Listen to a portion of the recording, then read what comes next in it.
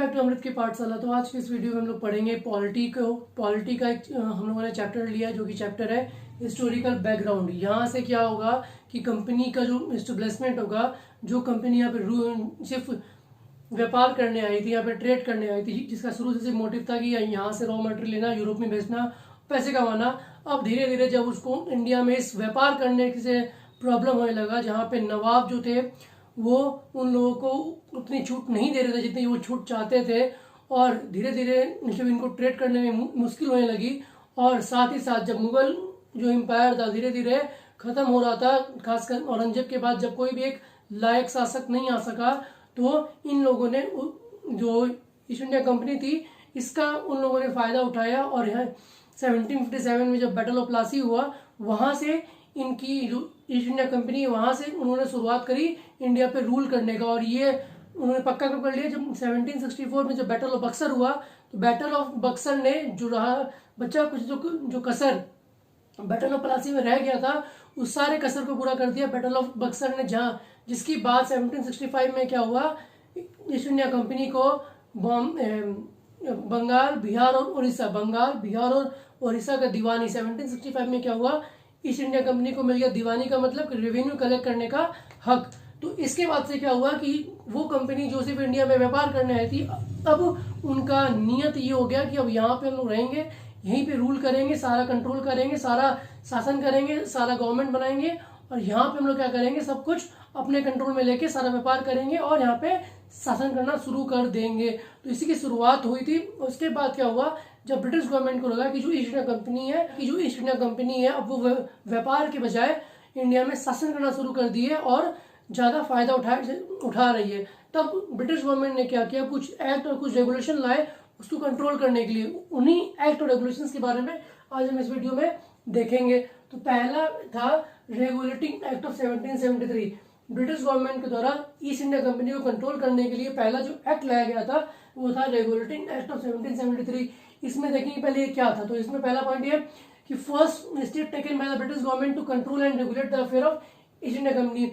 जो regulating act of 1773 जो था वो पहला स्टेप ब्रिटिश गवर्नमेंट द्वारा लिया गया था ईस्ट इंडिया कंपनी को कंट्रोल करने के लिए, और उसके अफेयर जो भी वो काम करते हैं, जो भी वो डेली बिजनेस करते हैं, उसको रेगुलेट करने के लिए पहला स्टेप लिया गया था। वो कौन सा था, regulating act of 1773। Second point क्या है कि इस एक्ट के जरिए कंपनी के पॉलिटिकल और एडमिनिस्ट्रेटिव फंक्शन को, रेगुलेटिंग एक्ट ऑफ 1773 के जरिए कंपनी के पॉलिटिकल और एडमिनिस्ट्रेटिव फंक्शन को रिकॉग्नाइज किया गया, पहचाना गया। द ब्रिटिश गवर्नमेंट ये बोला कि अब जो है आपका यही काम है, आप इसी दायरे में रहकर काम करेंगे, इसके बाहर आप कुछ भी काम नहीं कर सकते। मतलब एक उसको बांध दिया, किसको, ईस्ट इंडिया कंपनी को रूल्स में बांध दिया। थर्ड क्या है, it let the foundation of central administration in India. इस एक्ट के जरिए क्या हुआ, इंडिया में सेंट्रल एडमिनिस्ट्रेशन का स्तंभ रखा गया, फाउंडेशन रखा गया, के जरिए इंडिया में सेंट्रल एडमिनिस्ट्रेशन का फाउंडेशन रखा गया।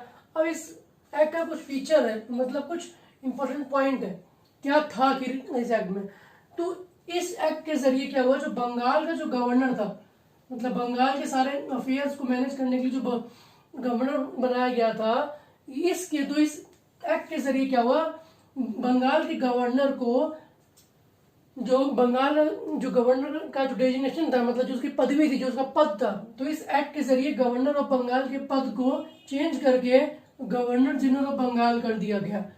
रेगुलेटिंग एक्ट ऑफ 1773 के जरिए क्या गया, गवर्नर ऑफ बंगाल के पद को गवर्नर जनरल ऑफ बंगाल के पद से बदल दिया गया। और एक इस गवर्नर जनरल ऑफ बंगाल को काम करने के लिए, काम में हेल्प करने के लिए एग्जीक्यूटिव काउंसिल बनाया गया, जिसमें 4 मेंबर था। ठीक है, तो एग्जीक्यूटिव काउंसिल बनाया गया था गवर्नर जनरल ऑफ बंगाल को उसी काम में हेल्प करने के लिए। इसके बाद क्या था कि इस तरीके का जो पहला गवर्नर जनरल ऑफ बंगाल था वो था वैरन हेस्टिंग। पहला गवर्नर जनरल कौन था, वैरन हेस्टिंग। उसके बाद क्या हुआ, पहले क्या था कि बॉम्बे, मद्रास और बंगाल तीनों में गवर्नर था, जो इन तीनों प्रोविंस का जो made governor of Bombay and Madras. अब यहाँ पे क्या था कि पहले 3 जगह गवर्नर को अपॉइंट किया गया था, बॉम्बे में, मद्रास में, बंगाल में। तो ये तीनों क्या थे, पहले अलग अलग काम करते थे। यहाँ के जितना भी काम था, जितना भी पॉलिटिकल, मिलिट्री और सिविल मैटर था, वो ये लोग खुद इंडिपेंडेंटली काम करता था, सारा फैसला खुद लेता था। लेकिन जब ये गवर्नर जनरल बंगाल बन गया, तो जो गवर्नर था बॉम्बे का और मद्रास का, ये इसके सबऑर्डिनेट मतलब इसके अंडर आ गया। अब ये लोग खुद से कोई भी फैसला लेने लायक नहीं रहा। अब उसको कुछ भी फैसला लेना है, कुछ भी काम अगर बॉम्बे और मद्रास में करना है, तो उसको इसके अंडर रह के, इसके डिसीजन के तहत काम करना पड़ेगा। इंडिपेंडेंटली ये काम नहीं कर सकता था। अब उसके बाद stabilise supreme court act Calcutta, regulating act 1773 के जरिए कलकत्ता में सुप्रीम कोर्ट स्टेबलाइज किया गया, जिसमें एक चीफ जस्टिस और 3 बाकी जजेस था।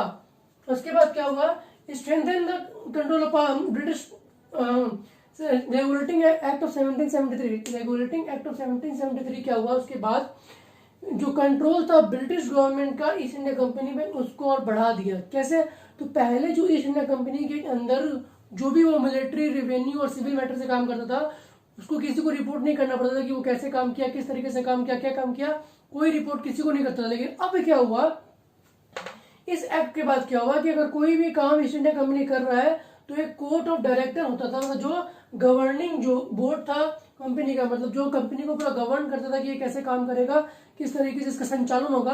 तो अब क्या हुआ इस एक्ट के बाद से कि उस कोर्ट ऑफ डायरेक्टर को जो भी है रेवेन्यू, सिविल और मिलिट्री मैटर जो भी उस जुड़े हुए, रेवेन्यू, सिविल और मिलिट्री से जुड़े हुए कोई भी काम ये करता था, ये कोर्ट ऑफ डायरेक्टर या ईस्ट इंडिया कंपनी, तो अब कोर्ट ऑफ डायरेक्टर को सारा रिपोर्ट देना पड़ता था ब्रिटिश गवर्नमेंट को। मतलब अब जो है British government east India company को अपने कंट्रोल में धीरे धीरे लेना शुरू कर दिया।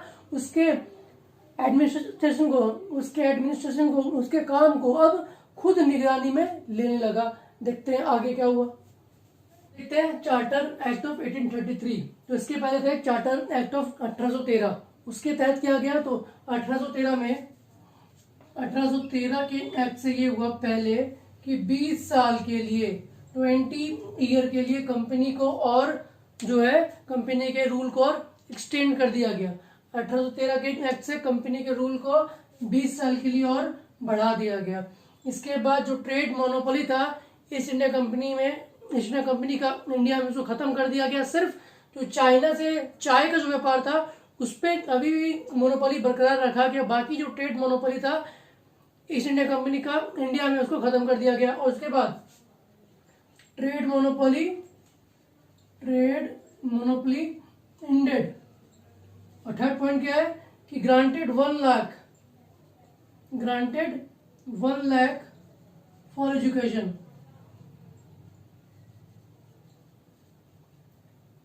अठारह सौ 13 के चार्टर एक्ट से क्या हुआ, कंपनी के रूल को 20 साल के लिए और बढ़ा दिया गया। जो ट्रेड मोनोपोली था इंडिया में खत्म कर दिया गया चाइना से चाय के अलावा। उसके बाद 1 लाख रुपए ग्रांट दिया गया एजुकेशन के लिए। उसके बाद है चार्टर एक्ट ऑफ 1833, 1703। उसके बाद चार्टर एक्ट आया, ये था चार्टर एक्ट पहला 1813 का। उसके बाद आया 1833। इसमें क्या था कि जो गवर्नर जनरल ऑफ 1773 के जरिए जो गवर्नर जनरल ऑफ बंगाल था उसको अब क्या कर दिया गया, गवर्नर जनरल ऑफ इंडिया बना दिया गया। उसको गवर्नर जनरल ऑफ इंडिया बना दिया गया और उसको सारा सिविल और मिलिट्री पावर दे दिया गया। अब क्या हुआ, चार्टर एक्ट ऑफ 1833 के जरिए गवर्नर जनरल ऑफ बंगाल को गवर्नर जनरल ऑफ इंडिया बना दिया गया, उसको सारा सिविल और मिलिट्री पावर दे दिया गया। इस एक्ट के जरिए पहली बार इस चार्टर एक्ट 1833 के जरिए पहली बार this act the first time create government of India. इसके जरिए पहली बार एक गवर्नमेंट ऑफ इंडिया बनाया गया जिसके पास अथॉरिटी था सारे टेरिटोरियल एरिया का जो ब्रिटिश के द्वारा हथियाया गया था, उस सारे एरिया का जो हक है, अथॉरिटी है, वो अब किसके पास आएगा, गवर्नमेंट ऑफ इंडिया के पास आएगा, जो बनाया गया था इस एक्ट के जरिए। पहला जो गवर्नर जनरल था इंडिया का वो था विलियम बेंटिक पहला गवर्नर जनरल था इंडिया का, और पहला गवर्नर जनरल बंगाल था वैरन हेस्टिंग। उसके बाद इट डिप्राइव गवर्नर बंगाल, ये क्या किया, तो बंगाल और मद्रास के गवर्नर के पास जो लेजिस्लेटिव कानून बनाने का जो हक था, लेजिस्लेटिव जो पावर था, उसको छीन लिया गया, क्योंकि अब ये सारा जो एक्सक्लूसिव पावर है वो किसके पास आ गया, गवर्नर जनरल ऑफ इंडिया के पास आ गया। वही जो है पूरे इंडिया में लॉ बनाएगा, कानून बनाएगा, जो भी है वही करेगा। उसके बाद क्या किया, ये जो एक्ट है इसके जरिए ईस्ट इंडिया कंपनी का कॉमर्शियल बॉडी के तौर पे सब एक्टिविटी खत्म हो गया। मतलब वो अब एक व्यापारिक कंपनी की तरह, मुनाफेखोर कंपनी की तरह काम नहीं कर सकता है, बल्कि अब वो क्या हो गया, पूरा एडमिनिस्ट्रेटिव बॉडी की तरह काम हो गया। अब उसको सारा एडमिनिस्ट्रेशन का काम दिया गया और कॉमर्शियल बॉडी के तौर पे सारा उसका काम खत्म कर दिया गया।